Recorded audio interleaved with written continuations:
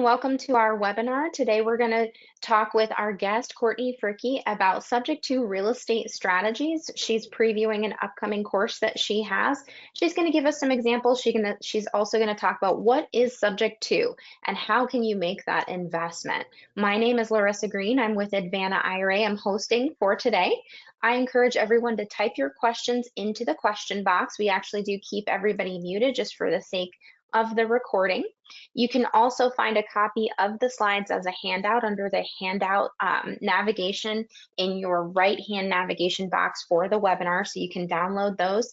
This is also being recorded, as I mentioned, and you will get a copy of the recording so you can review it or share it. Again, if you have any questions, just make sure to get those typed into the question box as we go. Advanta IRA does not provide any investment advice. We also don't endorse any products. We don't give tax, legal, or investment advice. If you have any questions, feel free to put them into the question box, but if it's something we can't answer, we will let you know. We can also refer you to professionals that may be able to answer your questions. We're going to talk today about subject to deals and how they work, but I'll tell you right off the bat that this is not something where I can give you advice as to whether or not an investment can be made within an IRA with this structure. So I would recommend talking with an attorney that is familiar with this structure. But again, feel free to ask your questions, and Courtney will be telling us about subject twos, not necessarily for IRA investing, maybe possibly could be, but also just in general. So what is a self-directed IRA? It's an IRA that holds alternative investments, so things outside of the market. And I know a lot of brokerage firms offer their type of self-directed IRA where you can choose your investments on their platform, but we're talking about something very specific. So holding things like real estate in an IRA. And you're going to see in just a moment, there are so many different asset classes that you can hold within a self-directed IRA. And it really gives you that opportunity to diversify your portfolio. You don't have to, it's not an all or nothing strategy. You don't have to move over all of your funds in order to self-direct. You can move over just a portion. And a lot of times that's what we see. We see people taking control of those accounts, moving over the portion they want to self-direct. Maybe they have a deal coming up, they're looking at a specific investment, and they move over just what they need for that deal.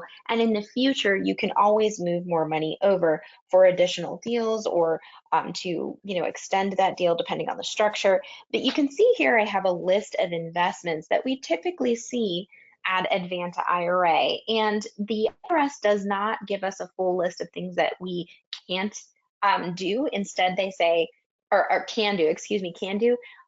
Instead, they say, here's a small list of things you can't do. And so just about the sky's the limit. I have other webinars where I talk about what you can do, the structures of deals that we've seen, things you can't do, and people you cannot deal with. So that's kind of a webinar for another day, or you can email me and I'll make sure to put my contact information in the question box there for you, but you can email me and I can certainly email those webinars to you if you want to learn more about prohibited transactions and disqualified persons. But here on this slide, you can see we see a lot of real estate. Again, we can't tell you whether or not you can do a subject to deal within the IRA, but it's definitely something you can reach out to a professional and discuss. But we see people buy and hold long-term single-family rentals. They do vacation rentals, fix and flips. They buy condos and duplexes. People also invest into limited partnerships where maybe they're buying mobile home parks and multifamily properties, but you can also lend money, so mortgages, notes, deeds of trust, those are all things we see in Advanta. It could even be something like a real estate option. I did a webinar not too long ago on real estate options as well. But we also see people invest in things like precious metals, cryptocurrencies. We see futures trading, businesses, and like I said, the list goes on and on. So that's really just to give you an idea of the investments we see on a regular basis. I just wanted to talk really quickly about the types of accounts that can be self-directed. And because a lot of times people will say to me, I don't have a Roth IRA, so I can't self-direct it. And I'm not really sure where that comes from, but as long as it ends in IRA, it can be self-directed.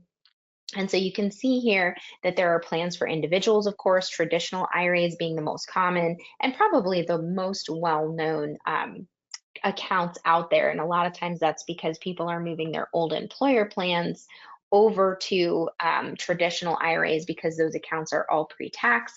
It can go into a traditional IRA without tax and without penalty. Roth IRAs, again, those are the after-tax accounts. I just did a webinar about Roth um, contributions and Roth conversion strategies on Tuesday, so that's on our YouTube channel if you want to check it out. And then, of course, we can hold inherited IRAs. There are also some savings accounts that we can hold, health savings accounts and education savings accounts, and the rules for self-directing those are going to be exactly the same. And so we can help you with those. And then, of course, plans for businesses, solo 401ks, SEP IRAs, and simple IRAs. So all of these can be self-directed. They can be self-directed, as I mentioned earlier, in just the portion of it that you want to self-direct, or they can be fully self-directed, and you can truly diversify your portfolio by holding these accounts. So now I'm going to introduce Courtney. She's going to tell us a little bit about herself, and she is going to start talking about subject to deals. How are you doing today, Courtney? Hey, good morning, Larissa. I am doing great. Thanks for having me this morning and having me with this webinar. Yeah, absolutely. We're excited to hear about it. I know some people have some idea of subject to, but I think you're really going to kind of hash that out for us and explain how that works. And look, I'm excited for it. The goal here is to cover subject to for anyone who, whether it's your first deal or you've been doing subject to for many years, many deals, things like that. So it's going to be for all levels. So make sure you guys pay attention, regardless of where your level is. If you've got questions, my goal is to address them at the end so I can kind of get through. So make sure you write them down because I'd love to tackle them. And but write them down, and at the end, I'd love to answer those questions for you. Well, excellent, Larissa. Appreciate you. Appreciate everyone joining this morning. Let's go ahead and get started. Maybe you're saying, "Hey, who is Courtney? Who is she? Where is she based out of? What does she do?" So just a quick information about myself. At the far right, that is my baby face. I bought my first deal. I've been in the industry since 2014, so we're going on 11 years now. And my very first deal, I had to be creative. My very first deal was not an easy deal, but I found a way to get into it. I'm based out of New Orleans, Louisiana, and there's a level here that we often have that story of, I didn't have the money to get into my first deal, but I had to figure it out. And that's what I had to do. Figured out how to buy it. That was a condo on in the suburbs of New Orleans. And so you can see all the way to the left, I have the privilege of being on the radio here in New Orleans. It's a live call-in show, really aimed toward the public. I consider myself a solutions-based investor. So what that means is I like helping people, because that first deal all the way over there with that condo taught me that there are problems tied to real estate. And I learned I could make the numbers work if I just found folks who had a problem with real estate and I brought them a solution. And so I learned how to solve problems, and I learned so much, and I found myself in a place where I was helping so many folks that I got asked, "Hey, can you help the public as well?" So the radio show has been very fun. And so that is one of those things where at the end of the day, I've really enjoyed this last decade in real estate. Yes, I've bought plenty of properties. I've done actually a few hundred deals, mostly in the single family space. I own a few mobile home parks, some multifamily, some land with trailers on it, but primarily single family homes. I also started a local real estate investor meetup and a podcast. So there's some things like that I'm involved in. I love this business. I love being an investor. And as you see, I consider myself a solution-based investor. So I like doing it in a way where I can lay my head down at night saying, "Hey, I'm helping people," and while I'm building wealth for my family. So let's go ahead and talk about what we're here today. As I mentioned, I'm full-time. I do a lot with creative financing. Historically, 60% of my deals when the market was really good was cash and 40% was creative.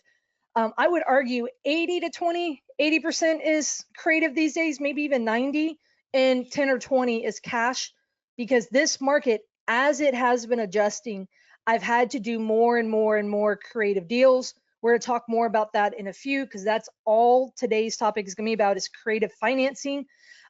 Primarily, I am a buy and hold landlord, or I buy properties and I sell them on like creative terms to someone. So providing housing for folks to get into, mostly for owner occupants. Sometimes I seller finance to investors as well.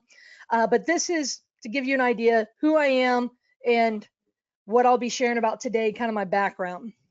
So we're going to be talking about subject to, but I want to be very clear. I'm not a licensed real estate agent. I'm not an attorney, and I do not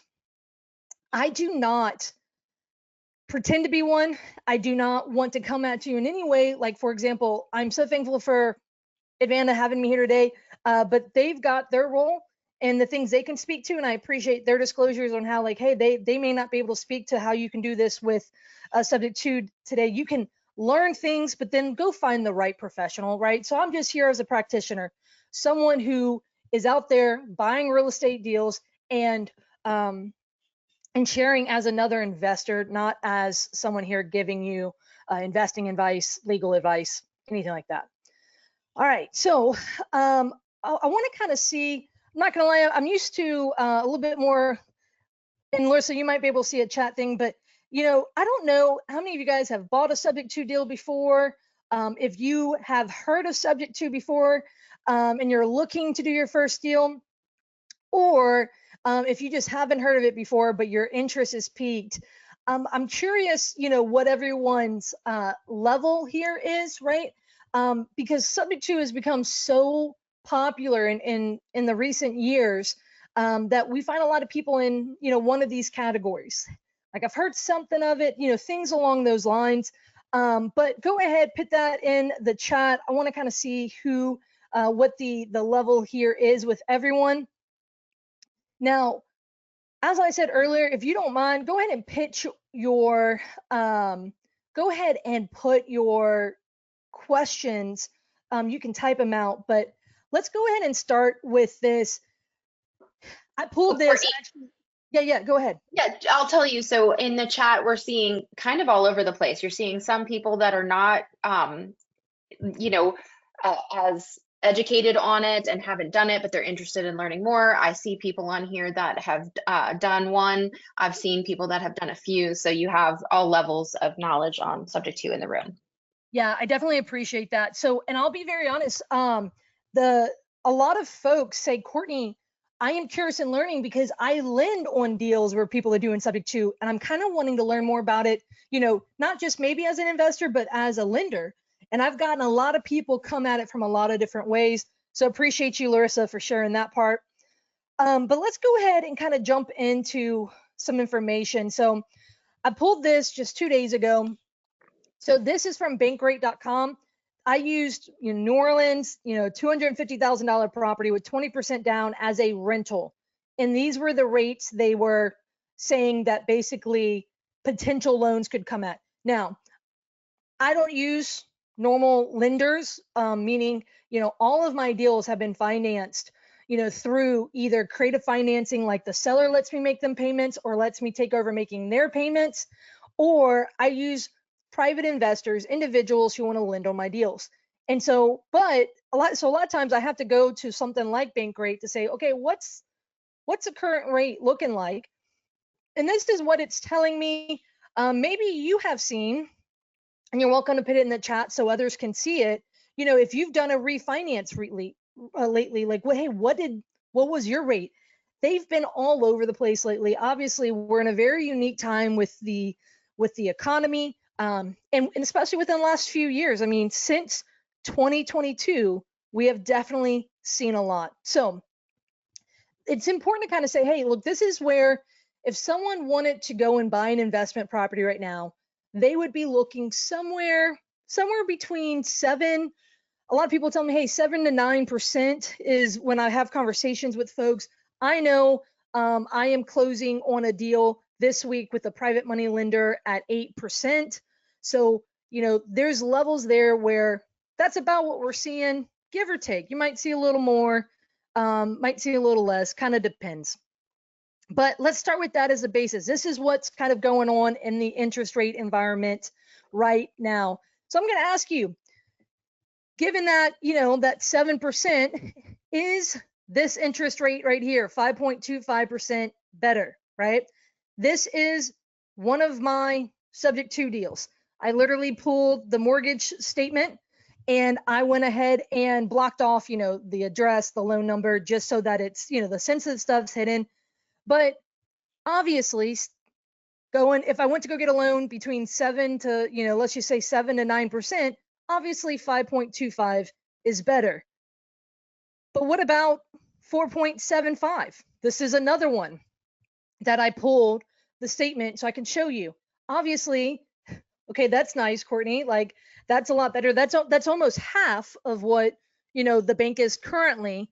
And then if you look here, this one, 3.375, we're all starting to remember, the low interest rates that we had, right? For so long, they were out there.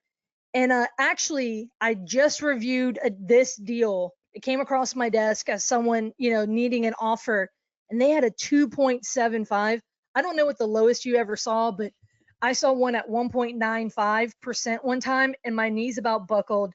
And sweet baby Jesus, that was a very nice looking interest rate, and I really wished I could have made that deal work. But seeing rates like this is very common, especially in what I do, because there's so much of this out there.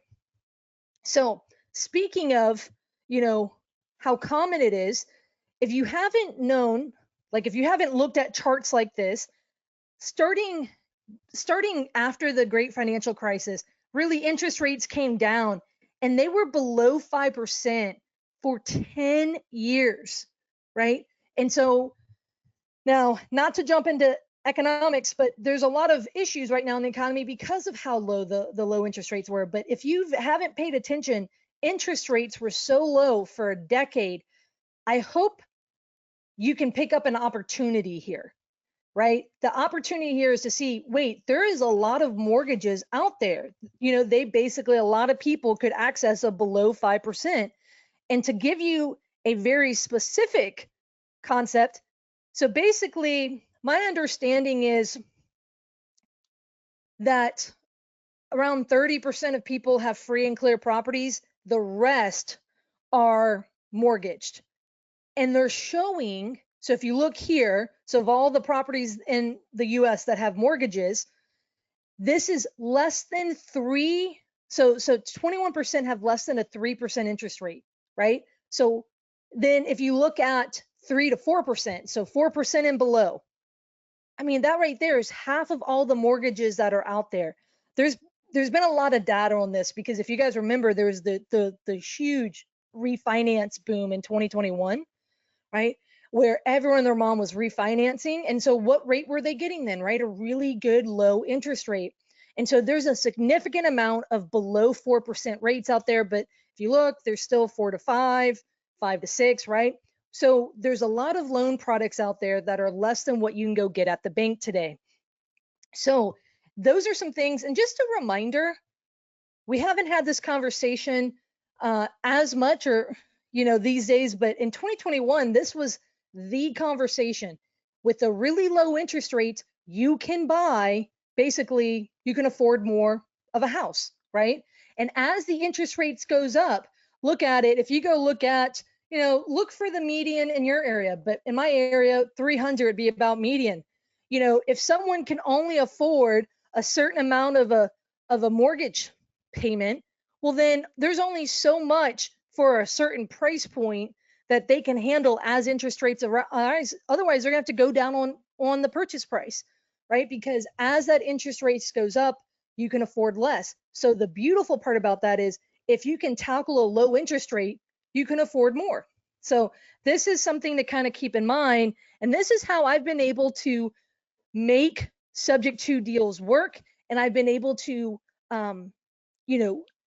get into deals and make the numbers make sense because of those low interest rates. So with that being said, you say, okay, Courtney, I understand interest rates are high and they were once low. Got it. I understand that. That's nothing new. Let's talk about subject to. So I want to start with the foundation here and we're going to build on, and I'm going to have some case studies for you.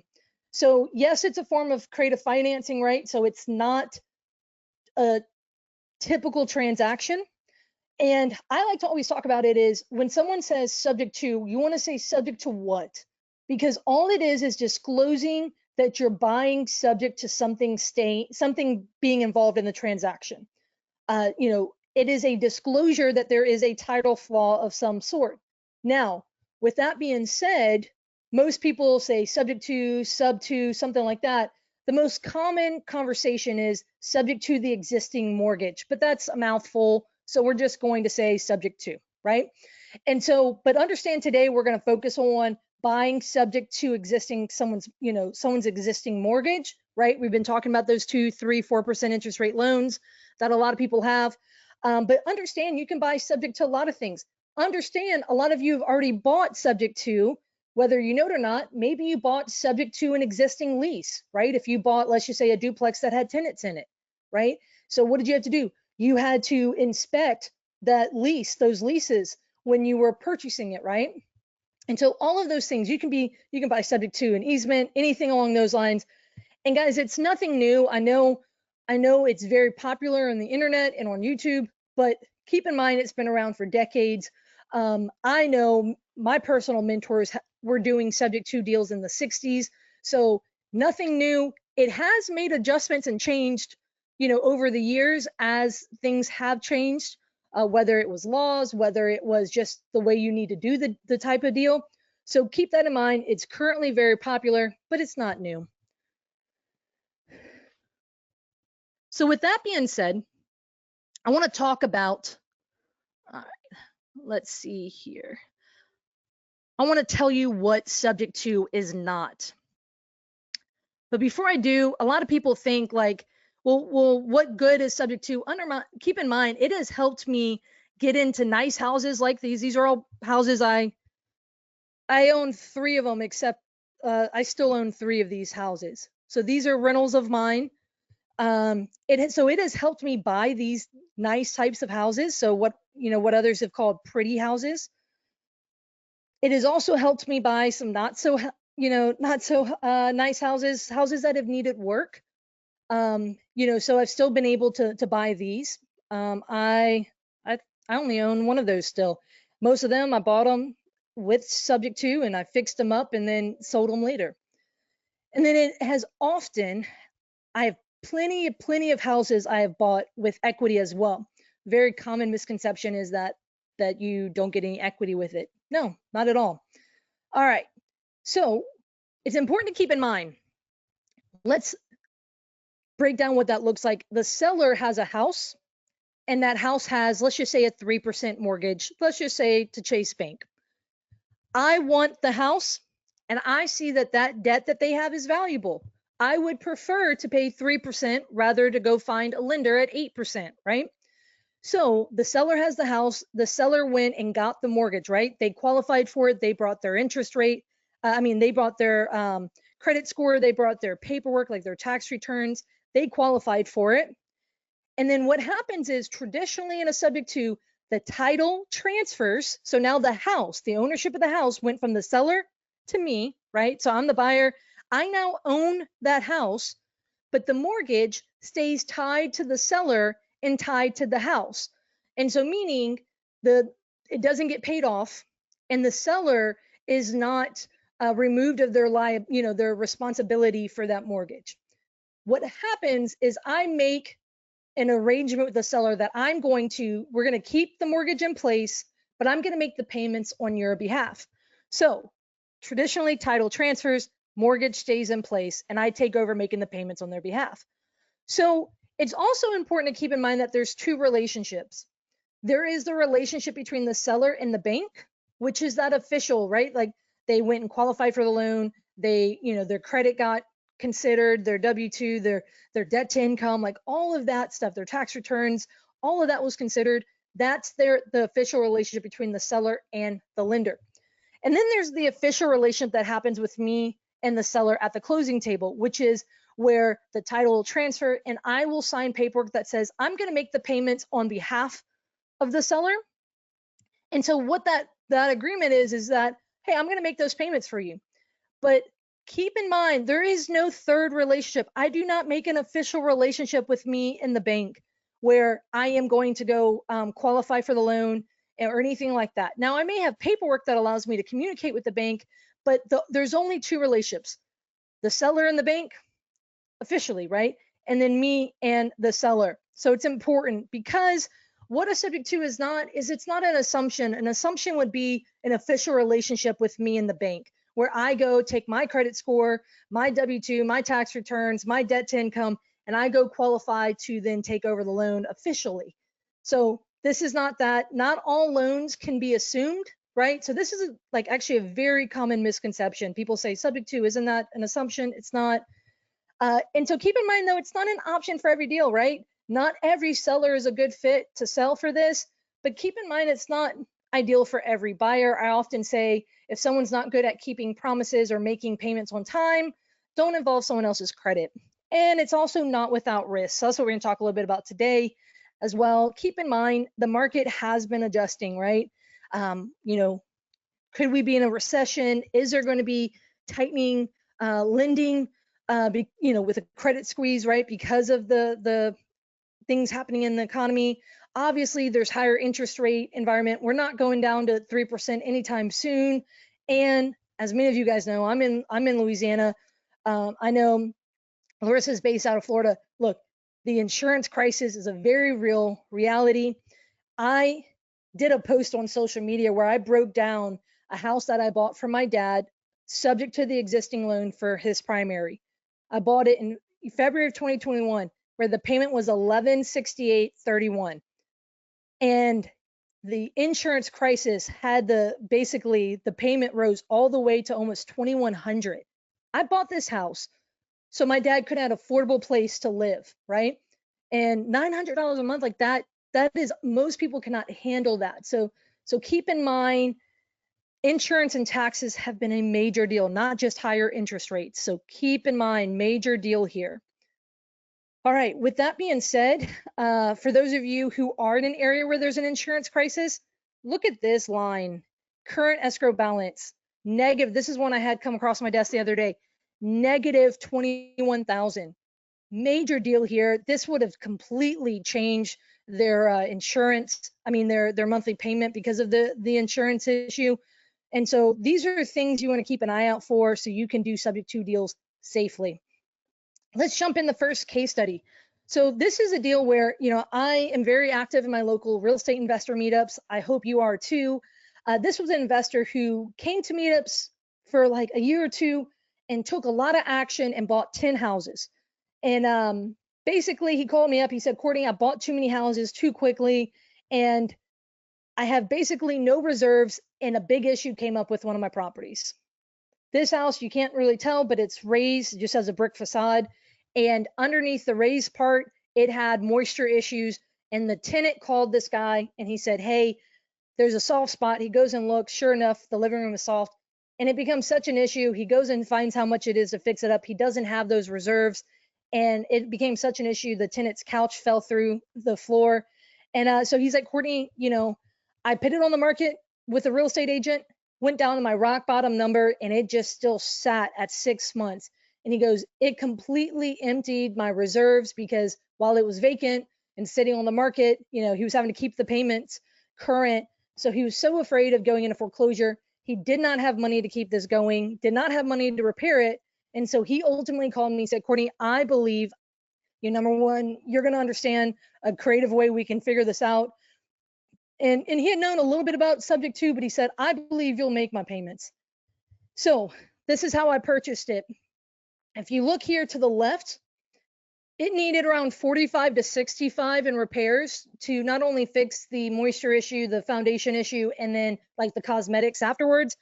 And it was worth around 200, maybe a little bit more, but I brought $2,951 out of pocket at closing. Literally, that covered the closing cost. And I did have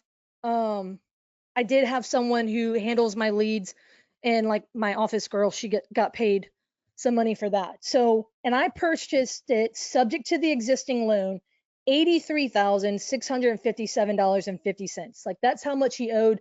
And he was on the MLS with like basically his payoff plus closing costs plus, you know, commissions, and he still couldn't sell it. A lot of people were afraid, you know, foundation issues, stuff like that. So it was a 5.25% interest rate. It was an investor type loan, right? So I bought it subject to at the end of 2022. So September of 2022. And it was a house I really didn't want. I really, in 2019, I stopped doing major gut rehabs and stuff. And so I was like, I don't really want to do this, but I wanted to help this guy out and I saw an opportunity. So I bought it subject to, and I turned around and I sold it on a master lease option to 2 contractors who wanted some rentals. So they gave me $5,000 up front, and they had a strike price of $120,000, which the 5 would be added to it. And they were going to pay me $950 a month. So if you look over here, it was $750. So I was going to make a little bit, cash flow. So I made the 5,000 plus 24 payments were made. So I made a little bit, and they did some repairs and they left some supplies because eventually their construction company folded. And last year I had to take it back. They defaulted 9 times. Okay. And I was trying so hard. One of them was from my IRA, so I was trying to help them, but it was difficult. They put, we took it back. I put 25,000 into rehab. And then just recently I sold it. We fixed it up, shined it up as a rehab and put it for 185 on the MLS to sell quickly. And it did. I mean, we got an asking offer within 24 hours, and it sold within 30, 40 days. And that is, it was a difficult deal. Like, it was one that, I didn't want it, right? Like, there's some things like that. But let me show you the HUD statement here. First of all, if you're not familiar with the HUD statement, these are given out at closings, right? But look at this line. It's line 203 and 503. Usually there's a seller side and a buyer side. And it says it right here. This is a federal document that HUD created, right? And you see right here, existing loans assumed or taken subject to. And so they actually should have put this there, but that's a different conversation for another day. But if you look here, they gave us this 87 right here, but we remember that's gross because we had the repairs. But so minus that, but plus the 5,000 plus the 200 a month for 24 months. But then this is about here, but at the same time, I don't have the numbers for you of the utilities and then the payments made while renovating. I didn't go quickly pull those for you. So you get an idea here. We made money on a house I didn't really want, right? But I wanted to help an investor out. We got it September of 2022. We sold it of March of 2025. So some lessons from this one is the investor came to us. The lead came to us because we were competent and trustworthy, right? And they knew us, they knew who we were, and they felt that we would, make a promise and keep it. But what if we had wholesaled this deal, wholesaled it where we just said, hey, let's get it under contract to buy it subject to, and we just sold it. We made 10,000 to walk away and someone else ended up buying it subject to.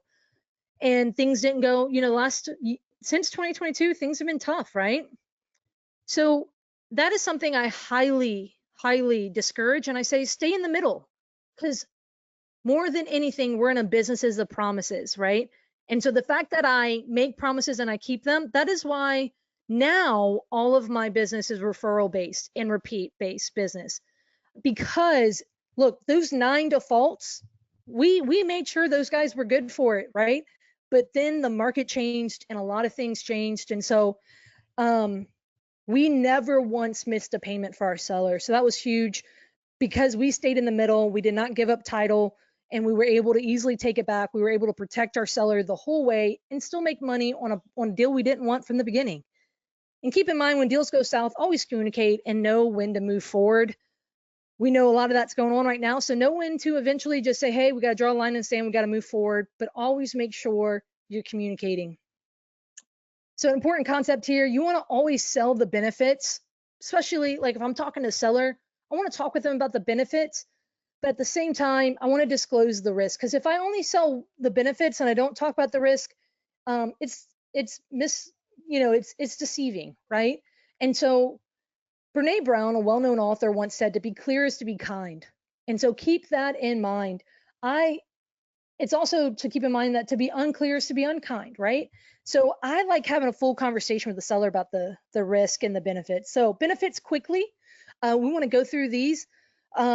it helps sellers out of difficult situations, right? Whether they're facing foreclosure, which is one of the main things I do. I stop foreclosures, and I have been for the last decade, or other difficult situations like that investor who the market was just difficult. His house needed more work than, buyers, you know, buyers often get scared of foundation issues, stuff like that. If they're behind a loan, I can catch them up and stop the foreclosure. A lot of times I can buy quickly with subject to, and a lot of times I can pay more than what a cash offer might be, as long as I make sure the numbers make sense. Some benefits for me, obviously, we'd already discussed the benefits of a low interest rate. Like that's obviously one of the biggest, but most people don't think about number 4. So yes, it's good that the seller goes and gets this loan in their name. I'm not having to, go qualify for it. But, last year I bought a property that was built in 2012 and is the loan, they had the original loan from 2012 when they bought it. And I bought it subject to. So in 2024, I stepped in. So if you guys know, it's a 30-year loan. For the first 15 years of that loan, it's usually pretty interest rate heavy, right? I mean, interest heavy, and you're paying more interest than principal. And around year 15, you start paying more principal than interest, right? Well, I got to step 12 years into the future, right? Because he had been making payments for 12 years. The seller, Brandon, had made 12 years of payments. And so that was really powerful. I like it because, I've been investing for the last decade, but if you just went and bought 10 rentals today with 30-year loans, I mean, unless you work really hard and you pay them off quickly, they're eventually going to pay off in 30 years. But with subject to, I have rentals that are going to pay off in 10 years, that are going to pay off in 25 years, that are going to pay off in 18 years. So it's a way that I can not only manipulate interest rates, but I can also manipulate time, right? The paying off of the loan. So let's talk about risk for sellers. So one of the most important ones is they went and qualify for this loan and the loan is not going away. So it's really important to understand, where are they going and are they trying to qualify for a loan again? Because it can be difficult for them with their debt to income. Most people can't qualify for more than one loan at a time. We're going to drop down to number 6, default. Like obviously the fear is, well, you say you're going to make the payments for me, but how do I know you're going to make the payments for me? What if you don't make the payments for me? So that's a risk to the seller, right? Their credit is at risk. And then one other risk for a seller is if the buyer is not familiar to subject to, or if they make an agreement with an investor and that investor wholesales it, right? So an assignment is a wholesale deal, and then that investor is not familiar or they don't know who that investor is, that can, there's risk there, right? The risk usually is default, or if that person just doesn't know what they're doing, because there are moving parts to a subject to deal. And number 8, a lot of people don't know this, but if you're in the financial world or like security world, so like securities, so if you're like if someone is like a banker with certain levels, and then, or like a investment advisor, things like that, or I live near a military town, so a lot of people might have security clearances with their job.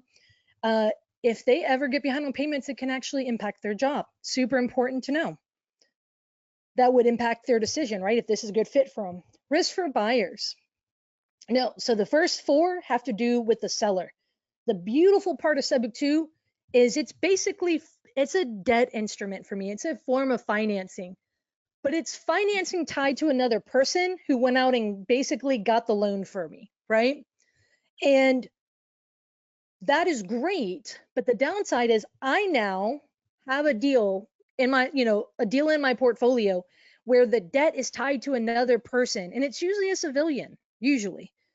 And so number 1 through number 4 has to do with that other person, which is, if they were to go through divorce, die, or file bankruptcy, normally that involves the courts. Normally, generally speaking, that involves the courts, where, a lawyer and the courts are involved to look at all their assets, all of their debts, right, their liabilities, and they start saying, what do they own? Who do they owe? And the court's trying to figure that out. The attorneys are trying to figure that out. Well, all of a sudden, they've got a debt to Chase Bank, but then they don't have the house anymore, right? So there's some issues there where you would have to get involved in that legal process to either represent yourself and your interest, right? There's some concerns there, or there's some concerns there that it may interrupt that debt, right? But the other one, number 4, is where the seller may say, well, you helped me out of a tough spot 4 years ago, but I'm ready for this. Let's just say the husband and wife had this loan, they get divorced 4 years down the road, and they say, well, the only way I'm still tied to my husband is with my ex-husband is with this loan, and I want it out of my name, right? Well, over time, that could be an issue, right? Like, a lot of times real estate is pretty cut and dry for the most part. It's the people that make it messy. So all I'm saying here is number 1 through 4 is you got a person in that's a part of this deal with you because they're, or maybe 2, right? Husband, wife, maybe, because they're tied to the debt. And so keep in mind that that can be a messy part. Number 5, the due on sale clause. A lot of people reference this one. It's this idea of every loan, most loans generally have a clause that says that if the title transfers, the lender has the right to accelerate the remaining balance. Okay, let's just say you have $320,000 left on a loan, and that's supposed to be paid off for the next 25 years. But they see title transfers, the lender can say, you know what, I've got the right, not the obligation, but the right to call it. And they can say, hey, you have 30 days to pay me that balance, the 320. Instead of doing it over time, you have to do it, in 30 days. Now, that acceleration clause, nicknamed the due on sale, it exists in most mortgages, but keep in mind, it is rare. Now, I am I want to be very clear. Rare does not mean never. So you need to understand this risk. It's a risk for the buyer and the seller.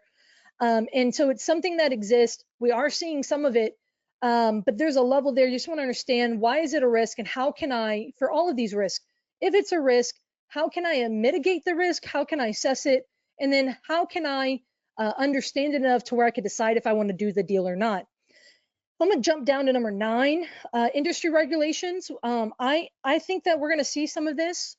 As someone who is an industry leader, I have a lot of conversations with attorneys, with others. And so these are things I think may happen. I mean, back in the late 80s, late 70s, early 80s, this became very popular. And so then that's when the due on sale actually got introduced, because of it was very popular then.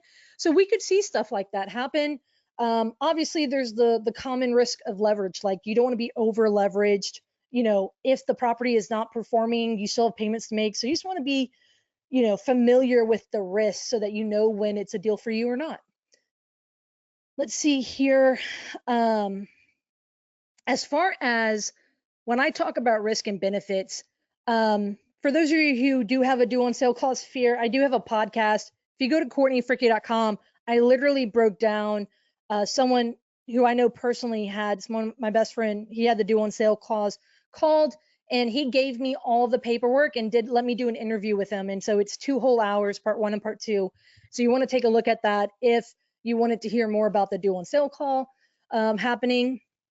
And so, but the truth about subject to deals is I don't believe that there's ever 100% a safe subject to deal that you can do done the traditional way. But I just always argue, you want to do them as safely as possible. Yes, there's risk, but it doesn't stop me from doing them. I just try to do them in a way that can protect all parties involved, and it's a smart way of doing it, right? So my 3 preferred safety nets is, number 1, education, knowing how to do it as safely as possible. Number 2, equity, like buying these deals where there's meat on the bone, right? Like, that has been a huge part, and those do absolutely exist. I obviously showed you one. And then cash in the bank, or the ability to access it to either make the payments if a property is not performing, or if something happens, like the worst case where there's interference or something. I'm gonna quickly go through this last case study. This is a property I bought. An agent called me, which, by the way, 70% of my deals come from real estate agents. They do not call me and say, Courtney, I have a subject to deal, can you come buy it? They rarely do that. It's only if they're an investor themselves and understand the lingo. But she called me, said, I have a Courtney deal. And I'm like, oh, I want to know what this definition is. And so I get excited. She says, hey, I have a client facing foreclosure, and it's been difficult to sell. We have it on the MLS, but it was in a one-way street, 30 houses for sale, 30 houses in that neighborhood, just, one street in, one street out. And there was 10 new construction being built. Basically, they sold all the lots, and it was being built all at one time by a big builder. So this is a 2010 build house that was on the market trying to compete with a whole bunch of I think this was 2023, so 2023 builds. And so they were struggling to sell. That was also a slow time in my market. And so I bought this one, and she was behind on payments, so I stopped the foreclosure. So if you look here, I brought 28,000 to the table, and that paid for closing cost, the agent commission, and the 21,000 they were behind. And I purchased it for 176,000, just the loan balance, like right down to the penny. This was January of 23, 3.875% interest. Now this is a 2020 loan, right? We're going into the 5th year of this loan. And when I first got it, this is what the mortgage statement showed me. Their PITI was. Currently, look what my PITI is. One of the most common mistakes I find that investors have is that they don't know how to run the numbers. And imagine if your numbers were only run at this and you're now at this.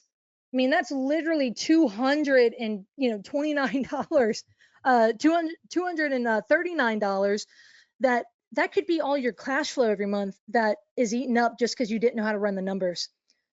So you want to learn how to run the numbers correctly. This one, it's a little rural, so it's kind of hard to say. It would be somewhere between 1,500 to 1,700 as a rental, long-term wise. But this was my first furnished rental. I mean, the house needed so little, right, in work, and I was moving in with my now spouse, and I had a lot of new furniture still in the box. So I said, you know what? Let's just consolidate. I'll furnish this property, and it rents for about $3,250 a month gross. Now I have about 600 in expenses plus management cost, and so it'll cash flow around 8 to 1,200 give or take each month. And my current principal, I was able to pay down all the way down to this. So keep that in mind. That low interest rate really chips. Look what 2 years has done as far as chipping away. That's one of my favorite parts of the low interest rate.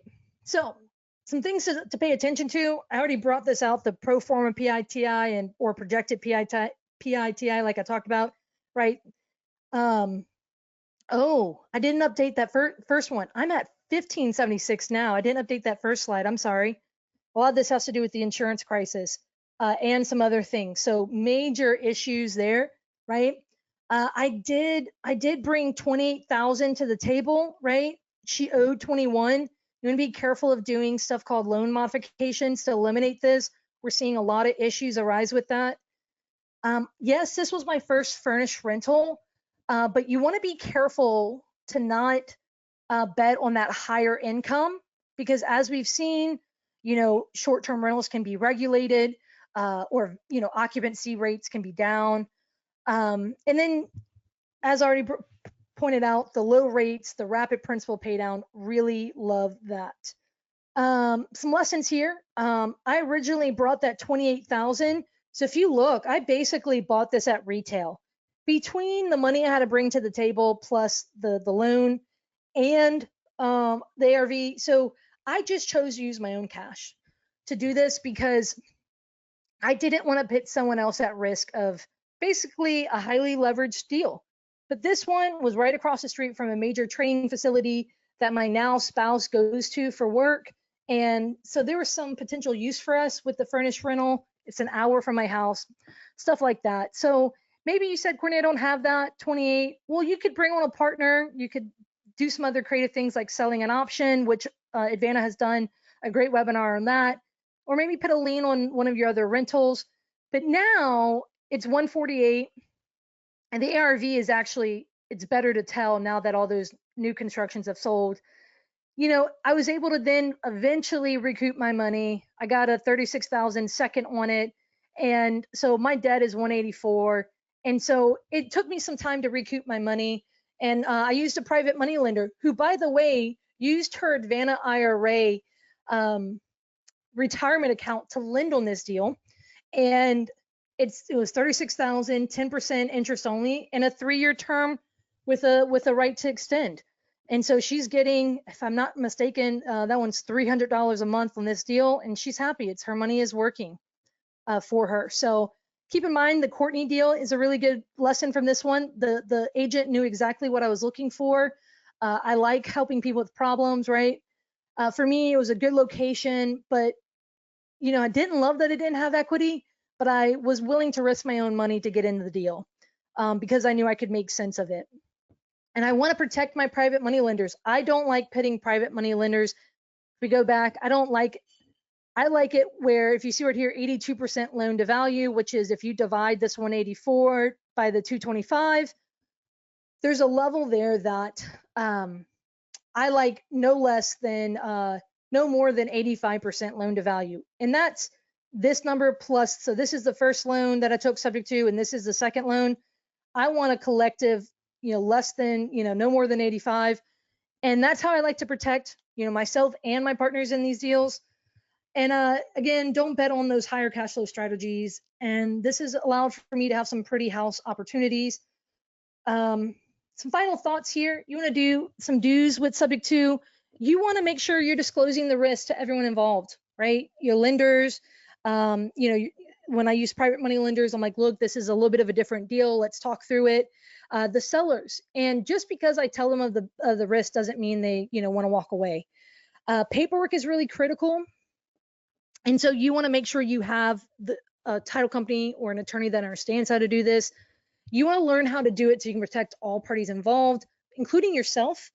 But this is a great way to, manipulate the market where you can buy good properties with, lower interest rates, and make sure you underwrite the house, the numbers, the loan, and the seller's situation.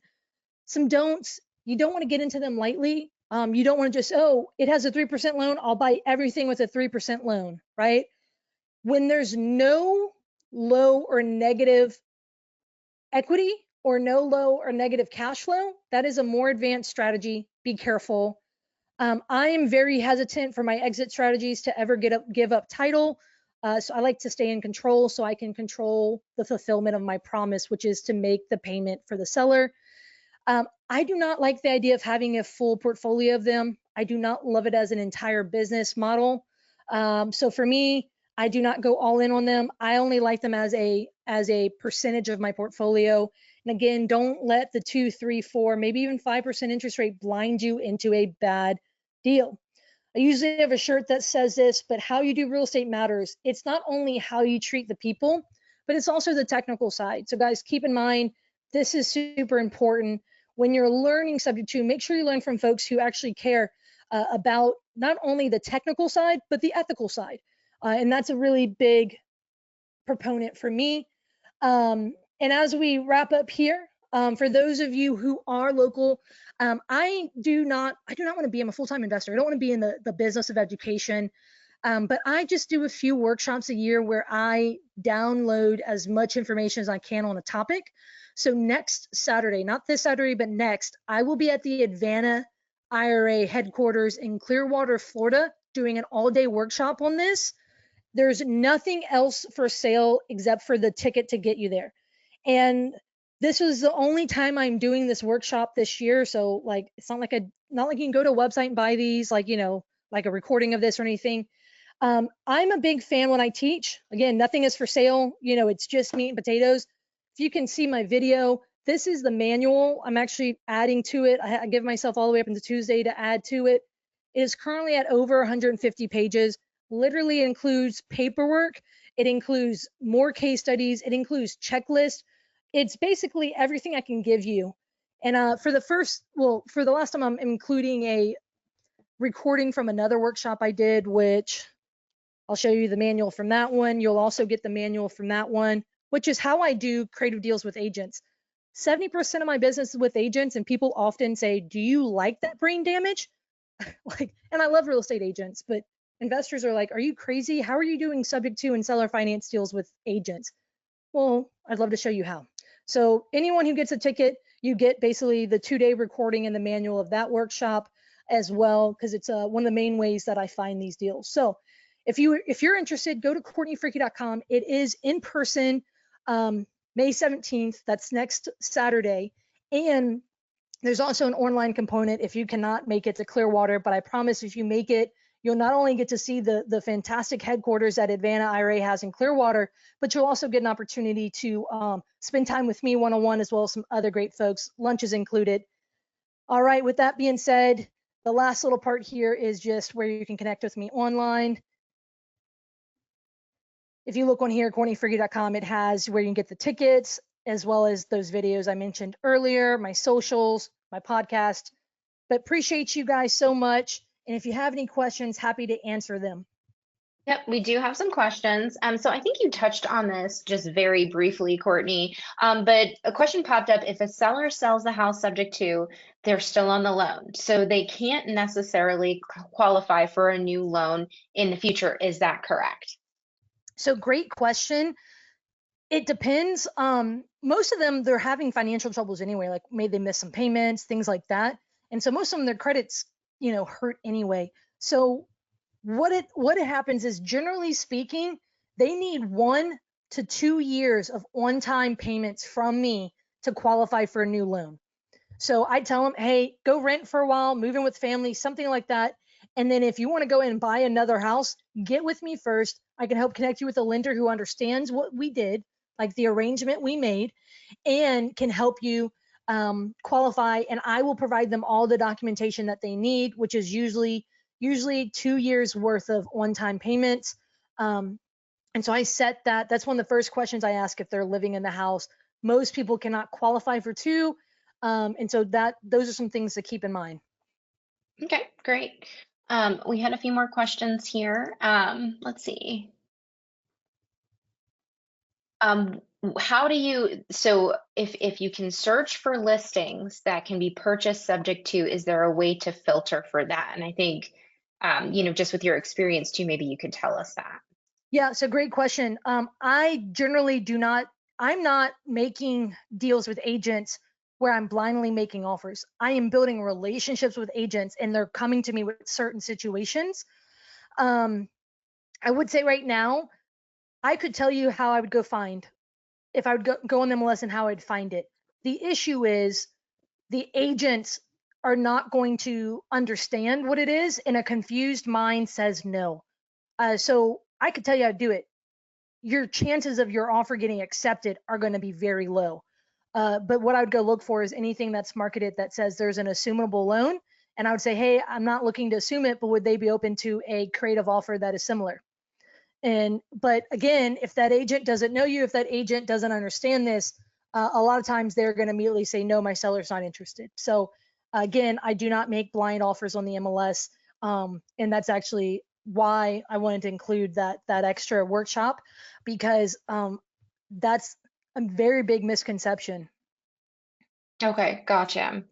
The other question we had pop up here, and we might need a little clarity, is when you provide 2 years of on-time payments for the existing borrower, what percent of the time does the new lender accept that as income? I don't know if you meant necessarily income, or like, that it's maybe being rented out, but maybe you can expand on that, Courtney. Yeah, so generally speaking, they will reduce, the loan that they have. So it's a debt to income problem, and they will generally remove the existing loan they have, 75% of it, from their debt to income.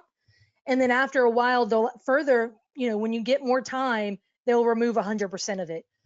They'll see it as basically someone's routinely making your obligation for you. Okay. Yeah. So I guess my question there though too is, if it's rented, do you have to show that it's been rented so it doesn't show necessarily as a debt? Yeah, so great. So this is a very similar, what it is lenders have underwriters, right? And they want to see, this is very similar to if a seller has a primary and they keep it as a rental and they then want to go qualify for a new loan. It's basically, there needs to be, number one, the paperwork, and then number two, basically the payments made to the lender from my bank account or through a servicing account to show that it was made to the mortgage, and we can show that track record. So it's showing that not only do we have an agreement, but I can show you all, 1, 2 years of those on-time payments where your obligation has been met, and it will fulfill what the lender is looking for. Now, important clarification here. If the lender is confused, they may or may not be the right fit, because a confused mind says no. So I often say, hey, come to me before you go find a lender, because I'm generally going to want to get them with a lender that understands what's going on and doesn't just start shutting down and getting confused. But they're going to see it. They're going to see it as someone else. There is a repeatable process of seeing that someone else has fulfilled that seller's obligation with the mortgage. And so because that has been happening for 2 years, well, they can now basically qualify for this new loan because someone else, they're not basically stuck with 2 mortgages. Technically they are, but hey, someone's been paying it routinely for 2 years. Got it. Okay. I'm just reviewing a few more of the questions here. So, are there other legal agreements or contracts between the seller and the buyer in a subject to deal? Anything that will protect the seller? Great question. Yes, I have an entire subject to packet. So normally when you buy cash, like that's a very cut and dry situation, but this one, you should have ways that the seller is protected. I do it as what's called a mirror wrap, where basically the seller has teeth. I do not like doing a quit claim deed where the seller just quit claims the property to me. That doesn't give them any teeth. So we absolutely do it as a mirror wrap, where I have an agreement with the seller and it looks and mirrors their agreement with the bank. So if I ever default with the seller, default on the payments on the loan, it's as if I defaulted on my agreement with the seller, and then they have legal recourse. But yes, at the closing, there's an entire packet of things that get signed with the subject to deal. Number one, to protect the seller, but also to help me navigate moving forward. I live in New Orleans. We had a hurricane in our last big hurricane was 2021. I had to do a ton of insurance claims. Well, that paperwork I signed at the closing table helped me to navigate insurance claims on my subject to deals. Or when I have to deal with different things, that paperwork is super important. There's going to be things like a limited power of attorney, the release of escrow. Whenever you pay off a subject to, there's all that escrow account that you need to be able to get access to be able to cash those checks, all of those things. But you absolutely want to make sure all parties are protected in a transaction like this. That's good information, Courtney. Assuming the loan gives the buyer the same advantage of accessing the low interest rate, what would motivate the seller additionally to do the subject to deal? Any additional monthly payments the buyer makes to the seller for holding the loan in their name or other? Yeah, so that's a really great question. I'm of the belief that because of the risk involved, a seller shouldn't do a subject to deal out of greed. They should be doing it out of need. And I'm usually, a lot of times they're facing foreclosure, or they can't juggle 2 payments, or they've already bought their new house, but now their house is sitting on the market for 12 months. It's not selling and they're struggling, making 2 payments. They're, exhausting their savings account. I'm of the belief that it should be more of a last resort for a seller, not where they're trying to be greedy of what they're able to make. But there's cases where they may have equity, so there are ways that you can absolutely pay the seller out for example, a seller held second, where you can pay their equity out in payments over time. There's things like that you can do as well. But what are the reasons why they would do this? Again, I shared some avatars of what that looks like, and I even they should understand the risk associated with it, so that everyone understands, is this a good fit for me? But truly, again, I don't think this should be someone's first choice. It should be more of a last choice, and it's solving a problem of some sort for them, and therefore you're able to get the deal. And again, sometimes they may still have equity, and depending on that, you may be able to strike a deal where you paid them some of their equity. I don't like to pay a ton out front, but I may pay that like over time with a seller held second, where I make them their equity payments over time. Good question. Great, perfect. I think that does it for questions. But Courtney did leave up here how you can connect with her. Remember, CourtneyFricke.com if you're interested in learning more about the class. My name is Larissa Greene. I'm with Advanta IRA. If you have any questions, please feel free to reach out to me. With that, thank you, Courtney, so much for joining us, and thank you all of you out there listening. And we look to connect again soon. Yeah, Larissa, thank you for having me. Everyone who attended today, thanks so much. Appreciate you, and hope to connect with you guys either online or at the class on May 17th. Thank you.